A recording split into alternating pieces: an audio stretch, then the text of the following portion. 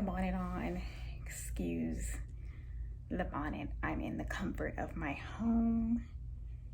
Judge someone else, not me. Okay, anyways, I am about to take a practice, not a practice test, but a diagnostic test. Well, no, not a diagnostic, it's a quiz. Kaplan has a online resource where you can take mini quizzes for the quantitative and verbal sections of the GRE. And I'm going to take them right now. I didn't even use this a few years ago when I first was studying for the GRE because I was just so overwhelmed. And yeah, I think overwhelmed is a good word. I was very overwhelmed because I didn't really know how to approach studying, so I just didn't study. And things like this are daunting for me because I don't want to take something and have it tell me how much I suck, because I already kind of feel like I do. So it's just kind of like, it feels like it's gonna rub salt in the wound, but I'm trying to approach it differently this time around. It is April 3rd, and I started studying in January, and I had everything mapped out by week. I would go through a chapter a week, and I just didn't really adhere to that very well. So now what we're doing is we're just going to start fresh this month, from starting with the math section, because I already went through the verbal section, and we're just gonna study and practice. I want to take the GRE in June. I think the applications that I'm trying to, the schools that I want to apply to, their applications open July. So it usually takes 2 weeks to get your scores. And I think scores are typically due by October something, or depending on the school, of course. You should know what school and all that stuff. I just say all that to say I have time. If I take the test in June, I still have time to get my scores back by July and then submit my applications. So yeah, I'm going to take this test. Let me show you what it is. So this is the get started. I'm watching, I have basketball on in the background, but I have the get started tab open. And so this is what I'm about to do, the mini test for quantitative and verbal, so that I can do see what type of study plan they try to give me and see how the GRE works and blah, blah, blah. I already know how it works, even though they changed it this year. But this is what I tried to do. I tried to plan everything out by month. So these are the practice sets that I had planned out. But as far as my actual assignments, this is how I had everything broken down. Right now, I'm really behind because I'm only on chapter 11. I finished chapter 10, but once I got to math, I was just very overwhelmed because math is my struggle area, even though the verbal was hard for me too because I just didn't know a lot of those words. Oh yeah, I didn't even do the practice sets, but I did finish these. Don't mind me just updating this thing that I haven't touched in weeks. Okay, I finished this one. But yeah, that's the plan that I had put for myself, and I was gonna take the exam at the end of May, so we'll see. I don't know, because I'm also taking a biology class right now because I needed to finish my prereqs. But yeah, I'm gonna take this. I have my scratch paper out, and I'm not really looking forward to it because math. But I will take these and then see how I do and then go from there.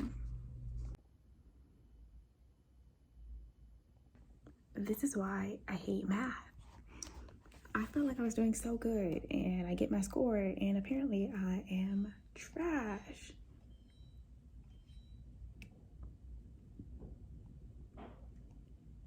I'm like looking at one of the explanations and I'm just like, dude, I hate math. Okay, let's do verbal. Okay, so my verbal mini test is not that surprising because I tend to be better at like verbal stuff than I am with other stuff. So 55%, I'm not mad at it. So let's go back to everything else. Okay, I thought this was gonna generate my study plan based on how I did on these two, but you just have to answer some questions. Okay, 1 to 2 months.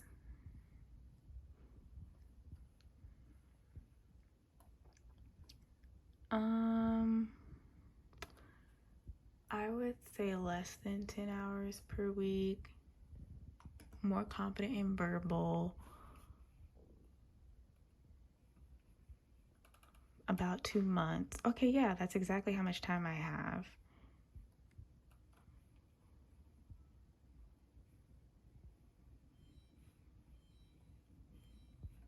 Download.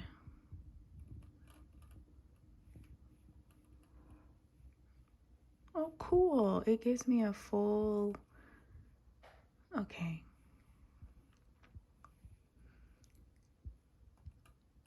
Week 1, week 2. Oh my God, that's where I'm at right now. The math foundations for quant. Oh, so they pair everything. So you're doing everything each week. Week 3 through 5.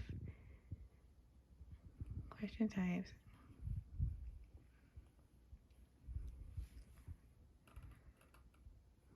So week 3, okay, it breaks down everything. I like this.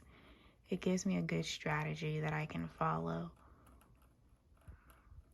Oh, sorry. You guys probably want to read this. I'm going to pause it so you guys can get an example. I'm not going to pause it, but you guys can pause it if you guys want to use this study plan. But I'm going to download this for myself.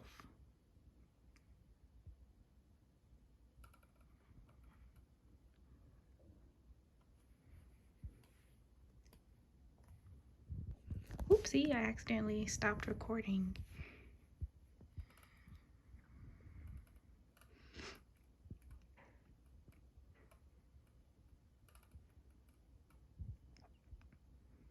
I don't know if I was on this long enough.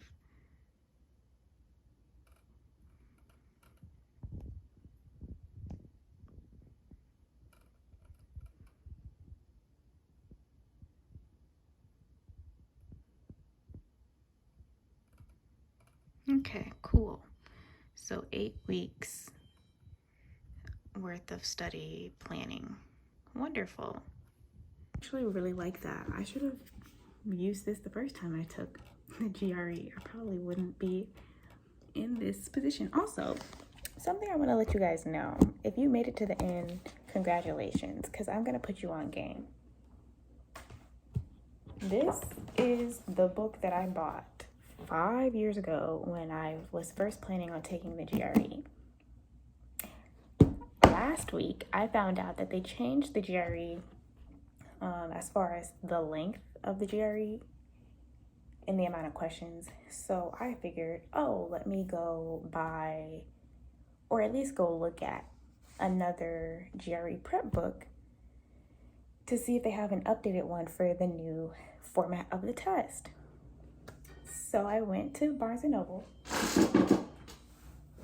and I found this bad boy, 2024 to 2025, updated for the new GRE test.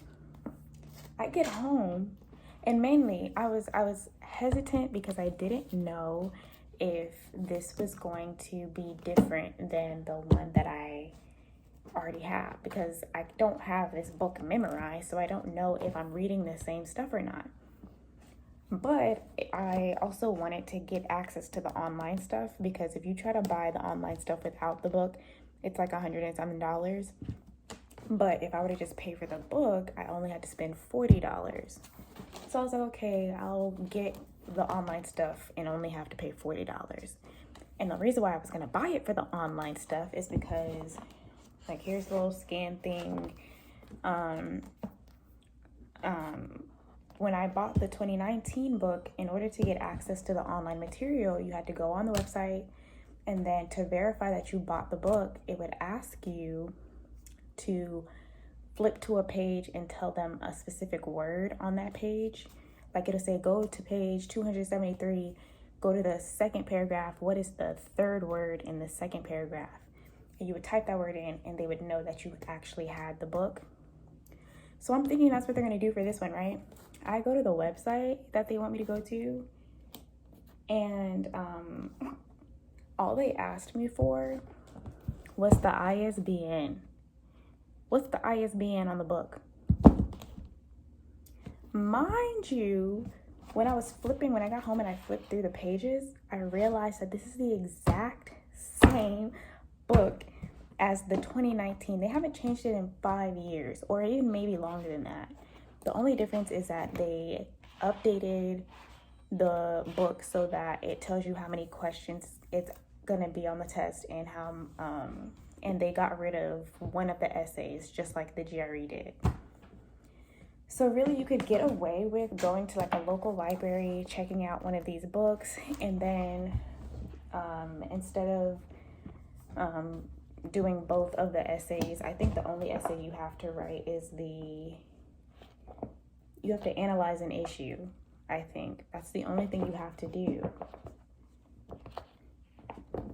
So I didn't even have to buy this book. And so I want to take this mug back and get a refund, because it's not like, because I can understand if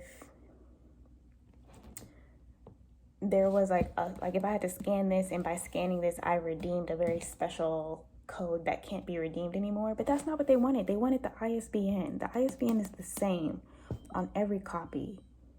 So I'm like, man, I should take this back and get my money back, my $40. Because really all I would have had to do was just Google the ISBN for the 2024-2025 book.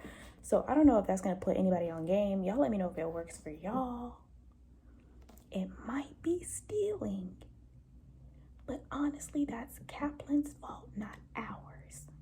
I don't think my conscience won't let me take this back, but I'm just saying that part for y'all. Like, if y'all decide to go to the Kaplan website, captest.com/more online, and you try to redeem the online stuff by putting in the ISBN that comes with this book, and if you just so happen to get access because you put the ISBN and you didn't have to pay anything, that it's above me. I didn't tell you to do it. I just told you my experience. Go forth and prosper. I will see you guys in my next update.